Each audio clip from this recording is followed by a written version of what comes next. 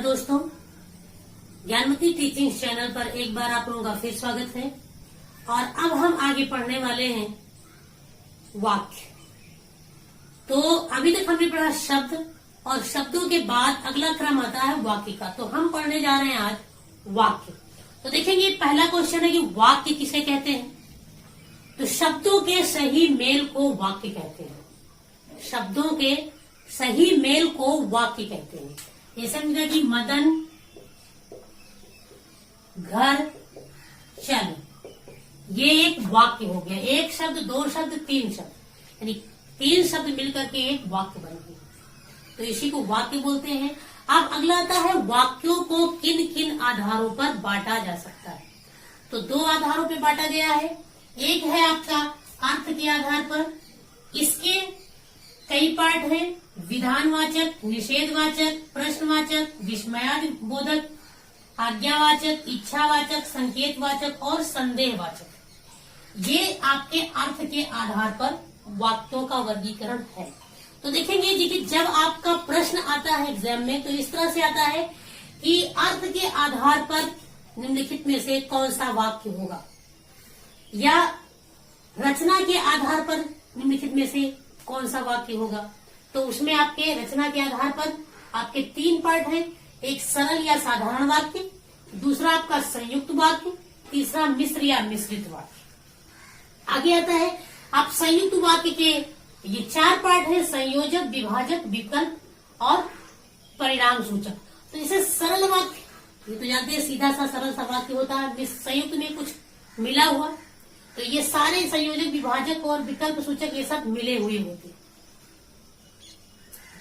मिश्रित में मिश्रण इसे कह सकते हैं, यानी वाक्य के और वाक्य उपवाक्य कई, तो ये मिश्रित वाक्य हो गया।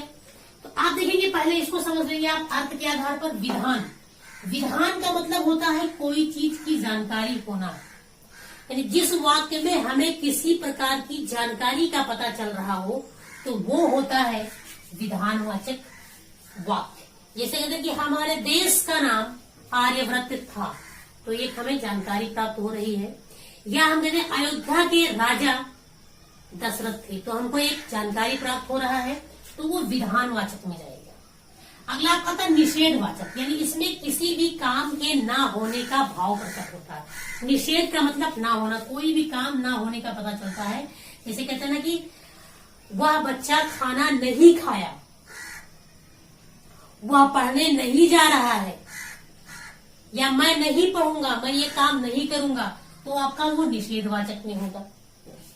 प्रश्नवाचक, जहां पर किसी से प्रश्न किया जाए, तुम्हारा घर कहाँ पड़ता है, हमारे देश का पुराना नाम क्या था, हमारे देश का नाम भारतवर्ष कैसे पड़ा, हिंदी किस भाषा का शब्द है, तो ये प्रश्न पूछा जा रहा है, तो वो प्रश्नवाचक आपका हो गया। आपका विस्मयादिबोधक, विस्मयादिवाचक होता है जहां पर हर्ष, घृणा, डर, ये सारे भाव, इच्छा, ये सारे भाव प्रकट होते हैं, तो वो आपके विस्मयादि। जैसे कहते हैं, अरे तुम यहीं खड़े हो, हे प्रभु मेरी रक्षा करो, बाप रे बाप इतना बड़ा सांप, तो ये डर, एक आश्चर्यचकित, अरे तुम पास हो गए, तो आश्चर्यचकित। विस्मय का मतलब ही होता है आश्चर्यचकित। तो यहाँ पे आश्चर्यचकित हो गया, घृणा हो गया, छीक छीक दूर हटो, तो ये सारी चीजें आपके विस्मयाद में जाएंगी। अब अगला आपका था आज्ञावाचक। आज्ञावाचक यानी किसी से हम प्रार्थना कर रहे हैं, या हम किसी को आदेश दे रहे हैं, आज्ञा दे रहे हैं। जैसे कहते हैं ना, कृपया शांति बनाए रहो, तो हम किसी से प्रार्थना कर रहे हैं, या हम कहते हैं कि तुम लोग यहाँ से चले जाओ, तो ये हम आज्ञा दे रहे हैं, तुम सब यहाँ से चले जाओ, तो वो आज्ञावाचक हो गया। अगला आपका था इच्छावाचक। तो इच्छावाचक वाक्य उसे कहते हैं जहां पर किसी के लिए आशीर्वाद या इच्छा का भाव प्रकट होता है। इतना ईश्वर करे तुम सदा प्रसन्न रहो, तो एक हम आशीर्वाद दे रहे हैं, या दीर्घ आयु हो, एक आशीर्वाद दे रहे हैं, इच्छा है हमारी। संकेतवाचक, संकेत का मतलब इशारा, यहाँ पर संकेत संबंधी, कहते ना मेरा घर उधर है, तो ये संकेत। मदन उधर बैठा है, बच्चे इधर खेल रहे हैं, तो ये संकेत का पता चल रहा है। अगला आपको आता है संदेह। किसी भी काम में संदेह होता है कि मतलब ये काम है कि नहीं है।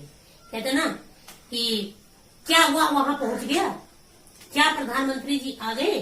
तो यहाँ पर एक संदेह है, वो आए या नहीं आए, है ना। अगर आपसे ये कहते कि भारत का राष्ट्रपति कौन है, तब आपसे ये प्रश्न किया जाए।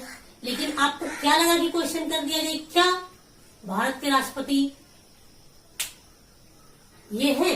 तो वहां पे एक संदेह प्रकट हो रहा कि है या नहीं। तो ये था तो आपके अर्थ के आधार पर। विधानवाचक किसी चीज की जानकारी होती है, निषेध काम के न होने का भाव प्रकट होता है, प्रश्नवाचक प्रश्न किया जाता है, विस्मयाबोधक आपका विस्मय यानी आश्चर्य, घृणा, खुशी, हर्ष, डर, ये सारे भाव होते हैं। आज्ञावाचक किसी को आदेश देना या किसी से प्रार्थना करना, इच्छावाचक किसी को आशीर्वाद देना या किसी से अभिलाषा इच्छा रखना, संकेतवाचक इशारा करना, संदेहवाचक और किसी चीज को कंफर्म न होना, संदेह होना। अब आपका आता है साधारण या सरल वाक्य। तो अधिकतर ये ज्यादातर आता है आपको, ये तो कभी कभी पूछ लेता है, लेकिन इसमें आपको ज्यादा देखना पड़ेगा। सरल वाक्य यानी कोई भी सरल वाक्य हो, एक साधारण सा वाक्य जिसमें एक कर्ता एक क्रिया हो। जैसे हमने लिखा कि मदन पढ़ता है, तो एक साधारण सा वाक्य है कि मदन पढ़ता है।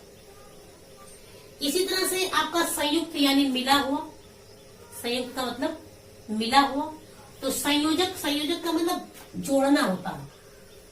इस तरह से लगा कि जोड़ना होता है। संयोजक विभाजक का मतलब उस चीज को अलग होता है।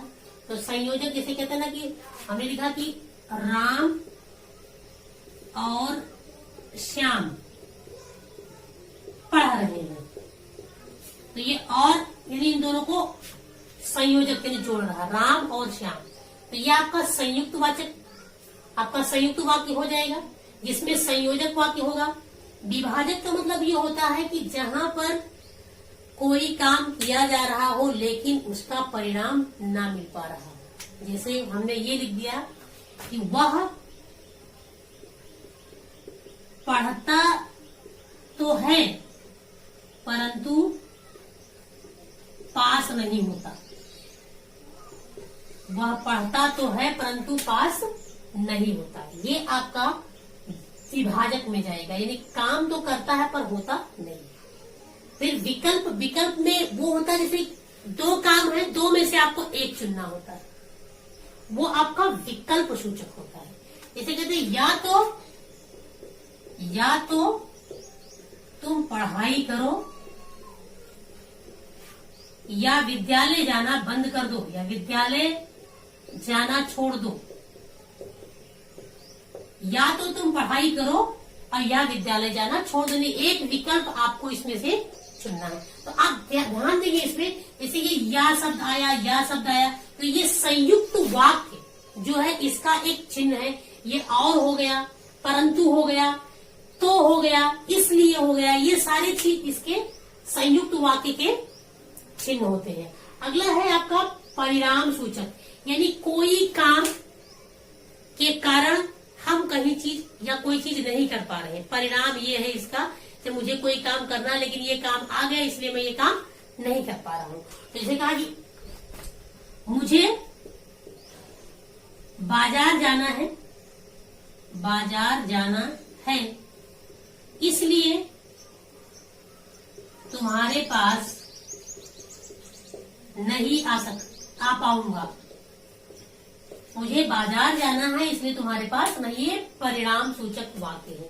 तो आपका देखिए इसमें इसलिए शब्द आया है, तो ये आपके संयुक्त वाक्य का ही चिन्ह है। अब अगला आता है आपका मिश्र वाक्य, यानी मिश्र वाक्य में एक वाक्य या 2-3 उपवाक्य हो सकते हैं। मिश्र का मतलब होता है मिश्रण से, मिश्र का मतलब होता है मिश्रण। जैसे यदि अकाल पड़ेगा तो लोग मरेंगे, यदि अकाल पड़ेगा तो लोग मरेंगे। ये आपका संयुक्त मिश्र वाक्य हो जाएगा। यदि तो इसके भी बहुत सारे चिन्ह हैं। मिश्र वाक्य पहचानने के भी चिन्ह है, संयुक्त वाक्य पहचानने के भी चिन्ह है, लेकिन साधारण वाक्य तो अपने आप में एक साधारण वाक्य ही होता है।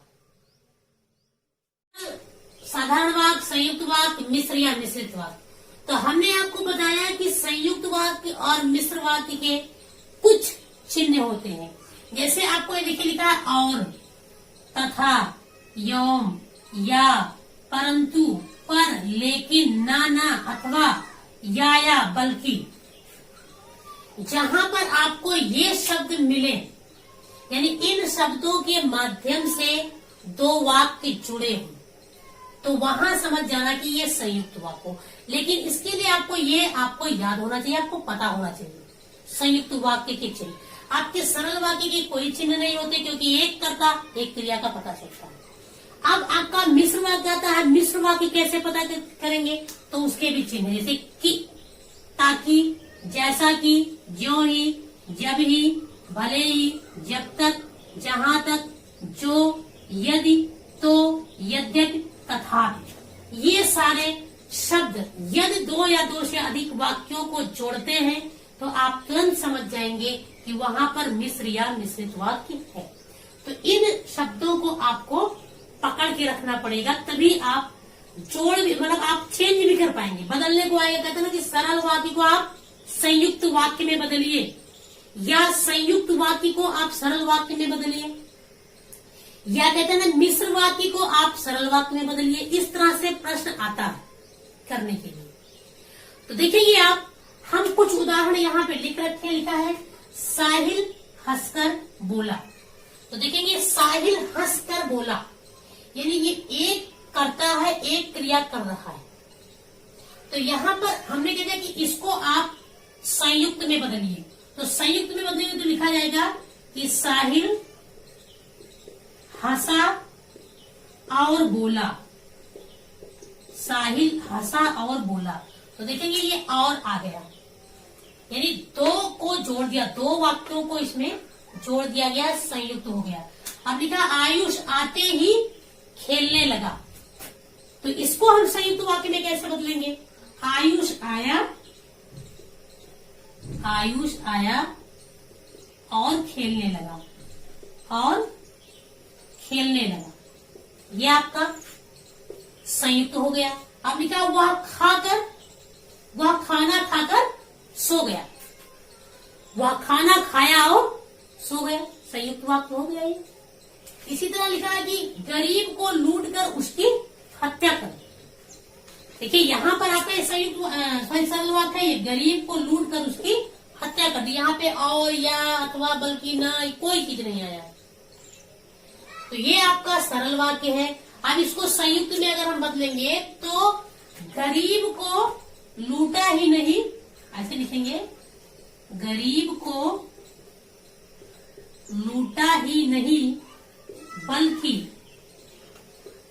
उसकी हत्या भी कर दी, उसकी हत्या भी कर दी। तो आप देखेंगे बल्कि शब्द आ गया है। इसी तरह आपको या आएगा, ना तुम पढ़ाई करते हो और ना तुम काम करते हो। तो यहाँ दो संयुक्त वाक्य हो गया। या तो तुम खेलो या तो तुम पढ़ लो, तो या हो गया। लेकिन ये सारे शब्द जहां पर आएगा वो आप समझ जाएंगे संयुक्त वाक्य है। और संयुक्त वाक्य को बदलने के लिए भी आप सरल वाक्य संयुक्त वाक्य में बदलना है तो ऐसे ही आप बदलेंगे, इसी शब्द को पकड़ करके और वहां पे क्या उचित बैठ रहा है उस शब्द को करके और आप वाक्य को बना सकते हैं। अब यहाँ पे हमने कुछ मिश्रित वाक्य के उदाहरण लिखे। लिखा है जो लोग भारतीय होते हैं वह संस्कारी होते हैं। तो यहाँ देखो जो, वह, तो जो शब्द इसमें आपको मिलेगा कहीं ना कहीं, ये लिखा है जो शब्द। तो जो लोग भारतीय होते हैं वह संस्कारी होते हैं। अब हमने आपसे कहा कि इसको आप सरल वाक्य बनाइए। तो सरल वाक्य ये है, यानी इसमें एक कर्ता एक क्रिया। तो जो लोग, तो इसको जब हम बनाएंगे तो ऐसे बनाएंगे कि भारतीय लोग संस्कारी होते हैं। अगर इसको बनाएंगे तो होगा भारतीय लोग संस्कारी होते हैं। तो आप देख सकते हैं यहाँ पर और, अथवा, या, ना, जब तक, जहां तक कुछ भी नहीं आया है, ये एक सरल वाक्य है। लिखा है जैसे ही सूरज पढ़ा लिखा वह अधिकारी बन गया। इसको भी आप सरल वाक्य में बनाइए। सरल वाक्य बनाइए आप। तो सरल वाक्य अगर बनाएंगे तो लिखा जाएगा कि सूरज पढ़ लिख कर अधिकारी बन गया। आप देख लेंगे ये सरल वाक्य बन रहा है, सूरज पढ़ लिख कर अधिकारी बन गया। इसका बनेगा कि सूरज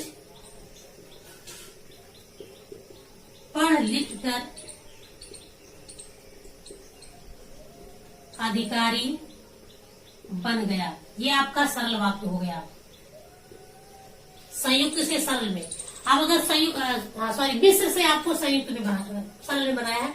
अब मिश्र से संयुक्त में अगर इसको बनाएंगे तो लिखेंगे सूरज पढ़ा लिखा और अधिकारी बन गया। अभी यदि आप आज्ञा दे तो मैं जाऊं, यदि तो, यदि इसमें ढूंढेंगे तो मिल जाएगा यदि तो, यदि आप आज्ञा दे तो मैं जाऊं।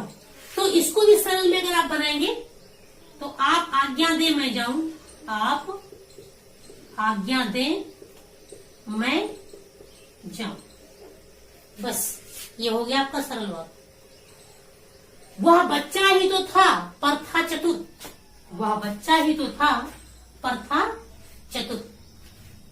अब इसको भी सरल वाक्य में बनाएंगे तो बना देंगे वह बच्चा चतुर था, वह बच्चा चतुर था। इसी प्रकार से आपको वाक्य मिलेंगे, लेकिन आपको अगर ये पता है तो आप तुरंत पहचान ले जाएंगे वाक्य कौन सा है, साधारण है, सरल है, संयुक्त है, मिश्रित वाक्य है, और फिर आप वाक्य को बदल भी लेंगे।